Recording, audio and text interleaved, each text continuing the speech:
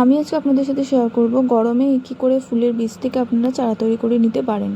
তার জন্যই লাগবে প্রথমে কিছু প্লাস্টিকের গ্লাসগুলোকে ছোটো ছোটো করে ছিদ্র করে নিতে হবে। তারপর প্রত্যেকটা গ্লাসে বালি, ভার্মি এবং কোকোপিট ভালো করে মিশিয়ে নিয়ে প্রত্যেকটা গ্লাসে আমি দিয়ে দিয়েছি।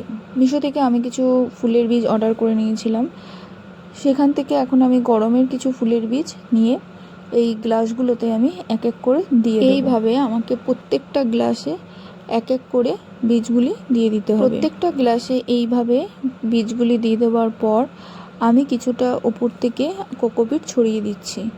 কোকোপিট ভালো করে প্রত্যেকটা গ্লাসে আমাকে বীজগুলির ওপরে ছড়িয়ে দিতে হবে। তারপর আমি প্রত্যেকটা গ্লাসে জল স্প্রে করে দিচ্ছি। এইভাবে জল স্প্রে করার কিছুদিন পর কয়েকটা গ্লাসে দেখুন কি সুন্দর চারা বেরিয়েছে।